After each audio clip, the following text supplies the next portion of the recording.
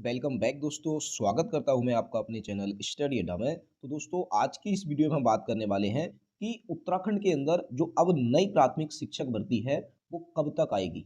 उसकी पूरी जानकारी मैं आपको इस वीडियो के अंदर देने वाला हूं। जैसा कि आप सभी को ये भी पता है कि हमारे जो कुछ लोग हैं मेरे साथ मंत्री जी से मिलने गए थे और वहां पर हमने जो नई प्राथमिक शिक्षक भर्ती है उसके संबंध में भी चर्चा की थी। तो वो चर्चा क्या हुई है वो सारी की सारी मैं आपको इस वीडियो में बताने वाला हूँ। पर मैं आपको नॉर्मल सा इतना ज़रूर बता देता हूँ कि ये जो बीएड ब्रिज कोर्स का मैटर चला हुआ है, यदि ये वैलिड होगा और इनवैलिड होगा, तभी जाकर हमारी नई प्राथमिक शिक्षक भर्ती आने वाली है। उससे पहले नई प्राथमिक शिक्षक भर्ती का सपना देखने वाले लोग भूल जाइए कि उनकी भर्ती जल्दी से जल्दी आ जाएगी। यदि ये वैलिड हो गया, तो आप ये मान लीजिए कि ये जो भर्ती है, इसका जल्दी आना पॉसिबल है ही नहीं। और यदि ये इनवैलिड हो गया, तो जल्दी हमारी बहुत फास्ट आ जाएगी। क्यों आएगी, क्या कारण है और कितने पदों पर हमारी नई प्राथमिक शिक्षक भर्ती आएगी, वो सारी की सारी बातें आपको इसी वीडियो में बताने वाला हूं। तो वीडियो में अब तक जरूर बने रहना। वीडियो अगर आपको पसंद आए तो वीडियो को लाइक कर देना, अपने दोस्तों को शेयर कर देना और यदि आप चैनल पर नए हैं तो चैनल को सब्सक्राइब कर लेना, ताकि नई प्राथमिक शिक्षक भर्ती से संबंधित कोई भी जानकारी आपसे छूट ना सके। तो स्टार्ट कर लेते हैं। तो देखो, सबसे पहले मैं आपको यह बताता हूं कि जो हमारी नई प्राथमिक शिक्षक भर्ती की प्रक्रिया होती है वो आखिर शुरू कैसे होती है। तो देखिए, सबसे पहले एक नियमावली तैयार की जाती है जिसके तहत कोई भी भर्ती निकलती है। और आप सभी को पता है कि 2025 के अंदर ही नई नियमावली में संशोधन हुआ था और नई नियमावली हमारी बनकर सामने आ गई थी, जिसमें थोड़े बहुत कुछ चेंज भी हुए थे। जैसा कि आप सभी को पता होगा कि एनआईओएस से डीएलएड वाले जो अभ्यर्थी थे उनको इस नई नियमावली के अंदर शामिल किया गया था। और साथ साथ में जो सब्जेक्ट का मैटर था, यानी कि पहले आपको पता होगा कि Hindi, English, biology, math, other, ये सारे क्या थे, अलग-अलग सब्जेक्ट होते थे। परंतु इस 2025 की नियमावली में संशोधन करके सिर्फ 2 ही ग्रुप बना दिए गए, एक आर्ट का और एक साइंस का। तो ये सारे चेंजेस हुए थे, तब जाकर उसके कुछ दिन बाद नई प्राथमिक शिक्षक भर्ती निकली थी। परंतु इस बार क्या है, आप सभी को अच्छे से पता है कि कोर्ट केस चल रहे हैं और ये भी देखा जाता है कि ये जो नियमावली बनी है, क्या इसके बेस पर कोई कोर्ट केस है तो नहीं, कि यदि इन्होंने उसी नियमावली के तहत भर्ती निकाल दी तो क्या ये कोर्ट में तो नहीं जाएगी। वो सारी की सारी चीज़ें देखी जाती हैं। परंतु इस बार हुआ ये, जैसे ये भर्ती निकली तो आप सभी को अच्छे से पता होगा कि जो बीएड ब्रिज कोर्स वाले अभ्यर्थी थे वो कोर्ट में चले गए और कोर्ट से फॉर्म भरने की परमिशन ले आए। ये जो 169 अभ्यर्थी थे बीएड ब्रिज कोर्स वाले, ये कोर्ट से फॉर्म भरने की परमिशन ले आए थे। यानी कि एक हम इस तरह से बोल सकते हैं कि ये आधे एलिजिबल हो गए थे। यानी कि आधे तो वैलिड थे और आधे ही इनवैलिड थे। यानी कि ना तो पूरी तरह से वैलिड हुए थे और ना ही पूरी तरह से इनवैलिड हुए थे। यानी कि अभी ये क्या है, थोड़ा सोच का विषय है, रिसर्च का विषय है। यानी कि ये कोर्ट केस का विषय है कि जब तक फाइनल नहीं होगा, या तो ये वैलिड होते हैं या फिर इनवैलिड होते हैं, तभी जाकर आगे की जो प्रोसेस है वो स्टार्ट हो पाएगी। अब देखो, मैं ऐसा क्यों बोल रहा हूँ। अब देखो, जो मैं बोल रहा हूँ ना उसको आपने बिल्कुल ध्यान से सुनना है कि देखो, नियमावली के अकॉर्डिंग देखा जाता है कि अगली भर्ती जब हम कोई भी निकालेंगे तो उसमें कोई कोर्ट केस होने की संभावना है या नहीं है। परंतु बीएड ब्रिज कोर्स ने 169 पदों को, प्रेजेंट जो भर्ती अभी चली थी उसमें 169 पदों को होल्ड करवा रखा है। यानी कि ये अभी होल्ड में है, ये पद अभी होल्ड में है। और जब तक इनका पूरे निर्णय नहीं हो जाता है कि इन पदों को खोला जाए या नहीं खोला जाए, और ये डिपेंड करेगा कि ये वैलिड होते हैं या इनवैलिड होते हैं, तभी जाकर ये सारी की सारी चीज़ें पॉसिबल हो पाएंगी, ये पद खुल पाएंगे। अब मैं आपको और बताता हूँ कि अगर नई जो प्राथमिक शिक्षक भर्ती है, मान के चलो निकल जाती है, मैंने बोला कि आपने कहा कि सर हम जून में नई प्राथमिक शिक्षक भर्ती निकलवा लेंगे, धरना देकर या हल्ला करके कुछ भी करके आपने नई प्राथमिक शिक्षक भर्ती निकलवाई। तो आपको अच्छे से पता होगा कि जो बीएड ब्रिज कोर्स वाले अभ्यर्थी हैं भाई, इनकी संख्या भी एनआईएस डीएलएड की तरह काफ़ी संख्या में, पर मैं मान लेता हूँ कि लगभग 2000 ही है, 2000 प्लस, मैं इतने मान लेता हूँ। और आपने जून में भर्ती निकलवा ली 2000 पदों के ऊपर। तो ये जो ब्रिज कोर्स वाले अभ्यर्थी हैं 2000 प्लस, फिर ये सारे के सारे सुप्रीम कोर्ट के अंदर चले जाएंगे। और जिस तरह से ये 169 को फॉर्म भरने की परमिशन मिली थी और इन्होंने 169 पद होल्ड करवा लिए थे, उसी तरह से सेम परमिशन इनको मिल जाएगी। तो सुप्रीम कोर्ट क्या कह देगा, अभी ये जो 2000 पद हैं, ये 2000 अभ्यर्थी हैं, तो 2000 पद होल्ड कर दो। भर्ती कितने की निकली है, 2000 की, 2000 के 2000 पद इन्होंने होल्ड करवा दिए। तो क्या किसी को ज्वाइनिंग मिलेगी, चाहे भाई उसका किसी का 95 ही गुना क्यों ना हो, उसको भी ज्वाइनिंग नहीं मिल सकती, क्योंकि सारे के सारे पद हो जाएंगे आपके बिल्कुल होल्ड। इसीलिए मैं यहाँ पर बोल रहा हूँ, देखिए, जब तक ये जो ब्रिज कोर्स का मामला है बिल्कुल समाप्त नहीं हो जाता है, चाहे ये वैलिड हो जाए या इनवैलिड हो जाए, तब तक नई प्राथमिक शिक्षक भर्ती नहीं आएगी। क्योंकि विभाग खुद चाहेगा कि अगर हमने नई प्राथमिक शिक्षक भर्ती निकाल दी तो बच्चे फिर सुप्रीम कोर्ट चले जाएंगे, और जब बच्चे सुप्रीम कोर्ट चले जाएंगे फिर सेम प्रोसेस हो जाएगी, 169 की तरह सीटें होल्ड हो जाएंगी, और हम ऐसा नहीं चाहते हैं। इसलिए पहले विभाग क्या करेगा, ये जो ब्रिज कोर्स का मुद्दा है इसको पूरी तरह से समाप्त करेगा, चाहे वो वैलिड हो या इनवैलिड हो। पर मेरा आप लोगों से यही कहना है कि देखो, यदि ये वैलिड हो जाते हैं तो आपकी जो भर्ती है वो लेट हो जाएगी पूरी, और यदि ये इनवैलिड हो जाते हैं तो आपकी भर्ती बहुत फास्ट आ जाएगी। अब मैं अब ये मैं क्यों बोल रहा हूँ, इसको दिखाता हूँ मैं। अभी ये देखो, भई आप सभी को पता है कि यदि वो लोग वैलिड हो जाते हैं, यदि लोग क्या हो जाएँगे, वैलिड हो जाएँगे, तो आपकी जो नियमावली है, इस नियमावली में कुछ न कुछ परिवर्तन होगा। परिवर्तन ये होगा कि उसको पहले जोड़ा जाएगा कि भई ये जो ब्रिज कोर्स है आपके समकक्ष इसको बनवाया जाएगा। फिर इनका गुणांक किस बेस पर बनेगा, क्योंकि अभी इनका गुणांक का क्राइटेरिया फिक्स नहीं है ना, तो इनका गुणांक कैसे बनेगा, ये भी सारे चेंजेस होंगे। और साथ-साथ में जब बच्चे बहुत ज़्यादा हो जाएँगे, क्योंकि यहाँ पर बच्चे देखो कितने ज़्यादा हो गए हैं। पहली बात तो ये जो बीएड ब्रिज कोर्स वाले अभ्यर्थी हैं, ये जुड़ जाएँगे। दूसरा एनआईओएस से डीएलएड वाले अभ्यर्थी हैं, ये जुड़ जाएँगे। बहुत सारे ऐसे अभ्यर्थी हैं जो कि अन्य राज्यों से डीएलएड करते हैं, जैसे कि हरियाणा से, एमपी से, यूपी से, और भी बहुत सारे राज्य हैं, दिल्ली से भी डीएलएड करने वाले बच्चे एलिजिबल ही हैं, और जम्मू एंड कश्मीर से भी ये भी बच्चे करके आ ही रहे हैं, और साथ-साथ में हमारे उत्तराखंड डाइट वाले अभ्यर्थी हैं। तो ये जब इतने सारे बच्चे हो जाएँगे तो भाई क्या ल आपको लगता है कि जिस तरह से ये ऑफ़लाइन फ़ॉर्म की प्रोसेस होती है, क्या ये चल पाएगी फिर अच्छे से? बिल्कुल नहीं चल सकती है। यानी कि उसके लिए फिर विभाग भी सोचेगा कि भई मैं अपने ऊपर इतनी सरदर्दी क्यों लूँ? क्योंकि आप सभी को पता है कि अभी जो प्रेज़ेंट टाइम में काउंसलिंग हुई है, इसके ऊपर लगभग ज़्यादा नहीं तो 200 प्लस केस हो चुके हैं। तो विभाग नहीं चाहेगा कि ये कोर्ट केस मैं अपने ऊपर लूँ। तो उसके लिए विभाग सीधा से सीधा नियमावली में परिवर्तन कर देगा और आ जाएगा आपका सुपर टेट। अब सुपर टेट का क्या क्राइटेरिया होगा भाई आप सभी को पता भी होगा। बाकी डिटेल में इसके बारे में बाद में देखेंगे। ठीक हो गया?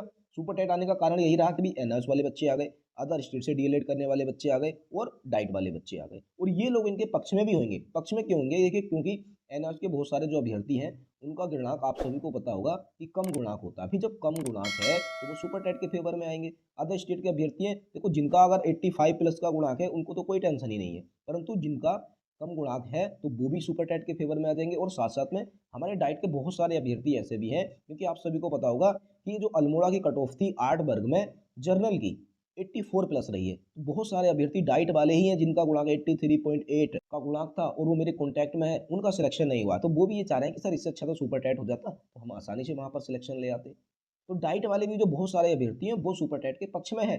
हालाँकि जे कुछ अभ्यर्थी ऐसे हैं जिनका गुणांक 85 प्लस है, वो इसके पक्ष में नहीं आएँगे। और बहुत सारे अभ्यर्थी इसके पक्ष में हैं, तो सुपर टाइट होने की पूरी संभावना रहेगी, यदि नियमावली में परिवर्तन होता है तो। दूसरा, बहुत सारे जो एनआईएस वाले अभ्यर्थी हैं और साथ-साथ में यदि बीएड वाले अभ्यर्थी, बीएड ब्रिज कोर्स वाले अभ्यर्थी अलाउ हो जाते हैं, तो उनकी जो एज है, आप सभी को पता है कि ज़्यादा हो गई है। तो वो डिमांड करेंगे सीनियरिटी बेस की। हालाँकि इसके चांसेस बहुत कम है, फिर भी भाई विभाग के अगर मूड का कुछ हम कह नहीं सकते हैं, क्योंकि बहुत सारी भर्तियाँ होती हैं, जैसे कि नर्सिंग वाली हो गई या फिर कोई फार्मेसी वाली हो गई, उनमें भी शायद एज क्राइटेरिया चलता है कि भई जिसकी ज़्यादा सीनियरिटी होगी, जिसकी ज़्यादा एज होगी, उसका सिलेक्शन पहले हो जाएगा। तो इस तरह की भी प्रोसेस चलती है। तो भी ऐसा भी हो सकता है। दूसरा टैट बेस्ड, आप सभी को अच्छे से पता होगा कि 2013 की जो भर्ती हुई थी और आई थिंक शायद 2018 की भी थी, कि जो वो भर्ती टेट बेस्ड पे हुई थी कि जिसके ज़्यादा टैट में मार्क्स होंगे, उसका सिलेक्शन सबसे पहले हुआ। तो ऐसा भी हो सकता है। तो भाई जब नियमावली में परिवर्तन होगा तो बहुत सारे फैक्टर वहाँ पर काम करेंगे।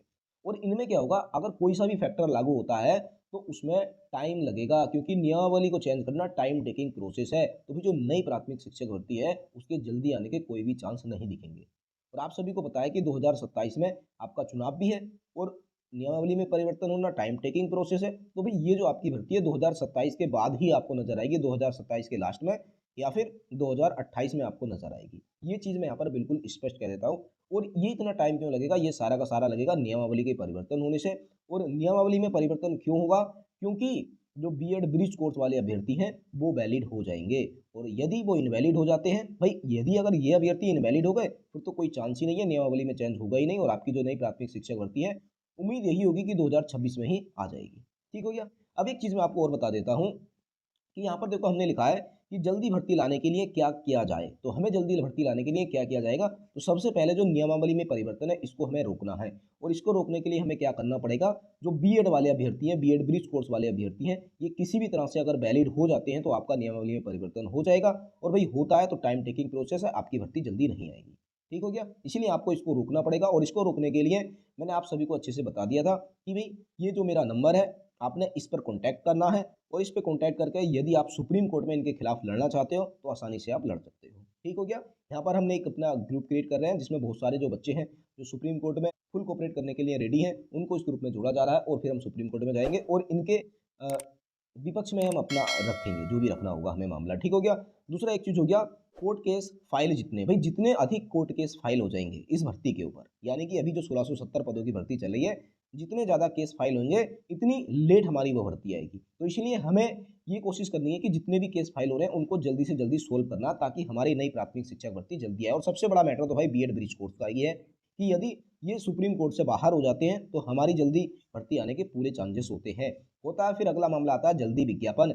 हमें ये देखना है कि जो हमारा विज्ञापन है वो बहुत जल्दी आना चाहिए, क्योंकि अगर विज्ञापन में थोड़ा बहुत लेट हो जाती है, तो आप सभी को पता है जिस तरह से इस बार नवंबर में विज्ञापन आया था, तो जो डाइट का बेटिंग बैच था भाई, जो डाइट का बेटिंग बैच था उसने केस कर दिया था, तो वो केस पड़े थे। साथ साथ में बहुत सारे जो अन्य राज्य हैं जहाँ से जो डीएलएड का रिजल्ट होता है, वो भी आई थिंक नवंबर या सितंबर के आसपास आ जाता है। तो आपको पूरी कोशिश करनी पड़ेगी कि ये जो आपका विज्ञापन है थोड़ा जल्दी निकले, कि कोई भी बेटिंग वाला बैच इसमें इन्वॉल्व ना हो सके, और साथ साथ में जो अन्य स्टेट से जो डीएलएड करके आते हैं बच्चे, उनका रिजल्ट का भी कोई मैटर ना पड़े, यानी कि बिल्कुल फ्रेश निकले, जैसे ही विज्ञापन निकले बिना किसी कोर्ट केस के आपकी भर्ती कंप्लीट हो जाए। तो इस तरह से आपकी भर्ती जल्दी आ सकती है, और इन सब का एक कारण अभी यही दिख रहा है हमें, बीएड ब्रिज कोर्स। यदि बीएड ब्रिज कोर्स पूरी तरह से इस भर्ती से बाहर हो जाता है, तो आपका जो विज्ञापन है बहुत जल्दी निकलेगा, नई प्राथमिक शिक्षक भर्ती आपकी बहुत जल्दी आ जाएगी। ठीक हो गया ना? बस बस यही मुद्दा है सबसे बड़ा, BEd bridge course, BEd bridge course. यदि ये वैलिड हो जाता है, तो आप सभी को पता है भी नियमावली में परिवर्तन होगा, और नियमावली में परिवर्तन होगा तो वो क्या है, पूरा टाइम टेकिंग प्रोसेस है, और फिर आपकी भर्ती मुझे नहीं लगता कि 2026 में आएगी। तो 2026 में आने का तो कोई चांस ही नहीं है, और 2026 क्या 27 में भी नहीं दिख रहा है, एंड तक भले से आ सकती है, नहीं तो फिर 2028 में ही आपकी भर्ती आएगी। और 2028 में आएगी तो भाई आपका जो कंपटीशन होगा बहुत ज़्यादा हाई हो जाएगा। तब आप ये मान के चलिए कि सुपर टेट आपका लगना लगभग ज़्यादा नहीं तो 99% तय ही हो जाएगा। ठीक हो गया ना? तो इसलिए आप सभी को क्या करना है, इनके खिलाफ आपको लड़ना पड़ेगा, अगर आपको नई प्राथमिक शिक्षक भर्ती जल्दी चाहिए तब। ठीक हो गया ना? बाकी देखो, हाँ, एक बात और हम कर लेते हैं कि भई ये जो हमारी नई प्राथमिक शिक्षक भर्ती है कितने पदों पर आएगी? तो देखो, आप सभी को अच्छे से पता होगा कि जो नई प्राथमिक शिक्षक भर्ती है हमारी लगभग कितने पदों पर आ सकती है। तो मैं आपको यहाँ पर क्लियर बता देता हूँ कि 2025 में बहुत सारे जो टीचर्स थे वो रिटायर हुए थे। जब ये टीचर रिटायर हुए हैं, तो जो 1670 पद आए थे उसमें इनकी संख्या काउंट नहीं हुई थी। यानी कि वो पद, यानी कि ये वाले रिटायर पद इसमें जुड़ेंगे। साथ-साथ में 2026 में जो टीचर रिटायर होंगे वो भी इसमें जुड़ जाएँगे, और इस तरह से बहुत सारे जो पद रिक्त हैं, वो भी अभी चल रहे हैं, और हमारे पास बहुत सारी आरटीआई पड़ी हैं, जिनके अंदर लगभग 3200 प्लस जो है, वो सीट अभी रिक्त है, जिसमें से भाई 1670 यानी कि लगभग आधी सीटों पर भर्ती ये निकल चुकी है। तो हम यहाँ पर ये कह सकते हैं लगभग ज़्यादा नहीं तो भाई 1500 तो इसमें से ये खाली हैं, और साथ-साथ में 25-26 में कुछ टीचर रिटायर हुए हैं। अगर आप ज़्यादा नहीं तो भाई 1000 तो संख्या में मान सकते हो। इस तरह से लगभग 2500 प्लस आपकी जो नई प्राथमिक शिक्षक भर्ती है, उसकी पूरी उम्मीद रहेगी, अगर इस तरह से काम होता है तो। ठीक हो गया? बाकी कब तक आएगी, तो जब तक नहीं आएगी, जब तक ये बीएड ब्रिज कोर्स का मामला सारा का सारा समाप्त नहीं हो जाता है। इसीलिए आप सभी से मेरी अपील है कि आप ये जो बीएड ब्रिज कोर्स है, इसके खिलाफ आपको लड़ना पड़ेगा। चाहे आप इसको वैलिड कीजिए या फिर इनवैलिड कीजिए। जितनी जल्दी इनका केस का मामला निपटेगा, तो इतनी ही जल्दी नई प्राथमिक शिक्षक भर्ती आने की उम्मीद रहेगी। बाकी आज की जो हमारी वीडियो थी यहीं पर समाप्त करते हैं। हालाँकि मेरी इस वीडियो से बहुत सारे अभ्यर्थी को बहुत सारा बुरा भी लगेगा। मेरी पिछली वीडियो में भी बहुत गंदे-गंदे कमेंट किए थे बच्चों ने कि भई आप बुरा कर रहे हो, ये कर रहे हो, वो कर रहे हो। तो देखो, मैं सिर्फ नई प्राथमिक शिक्षक भर्ती जल्दी लाने के लिए पूरा का पूरा प्रयास कर रहा हूँ। यदि ये वैलिड होता है तो भाई नई प्राथमिक शिक्षक भर्ती आना पॉसिबल है ही नहीं। यदि इनवैलिड होता है तो बिल्कुल फास्ट भर्ती आ जाएगी। ये मैं बोल भी रहा हूँ, और ऐसा जो हम देहरादून गए थे, मंत्री जी से मिले थे, कुछ अधिकारियों से भी मिले थे, अब सबके नाम मैं यहाँ पर बता नहीं सकता हूँ। तो उन्होंने भी सीधा यही कहा था कि जब तक ये बीएड ब्रिज कोर्स का मामला पूरा का पूरा निबट नहीं जाता, तब तक आप भूल जाइए कि नई प्राथमिक शिक्षक भर्ती आएगी। भर्ती क्या आएगी, इस नई प्राथमिक शिक्षक भर्ती के ऊपर कोई भी कार्य नहीं होगा। जब तक ये मामला पेंडिंग में पड़ा रहेगा, तब तक भर्ती भी पेंडिंग में पड़ी रहेगी। तो आप सभी ने क्या करना है, मिलकर एक साथ जो एकजुट होना पड़ेगा, लड़ना पड़ेगा। बाकी आज की वीडियो यहीं पर समाप्त करते हैं। ये वीडियो देखकर बहुत सारे लोगों को बुरा भी लगा होगा, तो उन सभी के लिए मैं माफ़ी चाहता हूँ। बाकी यदि आप चाहते हैं कि नई प्राथमिक शिक्षक भर्ती थोड़ा जल्दी आए, तो उसके लिए आप सभी को इकट्ठा होना पड़ेगा, प्रयास करना पड़ेगा। बाकी आज की वीडियो यहीं पर समाप्त करते हैं। वीडियो अगर आपको पसंद आई हो, तो वीडियो को लाइक कर देना, अपने दोस्तों को शेयर कर देना, और यदि आप चैनल पर नए हैं, तो चैनल को सब्सक्राइब कर लेना, क्योंकि उत्तराखंड प्राथमिक शिक्षक भर्ती से संबंधित हर प्रकार की जानकारी आपको इसी यूट्यूब चैनल के माध्यम से मिलती रहेगी। तो मिलेंगे फिर हम बहुत ही जल्द एक अगली वीडियो में, तब तक के लिए बेस्ट ऑफ लक।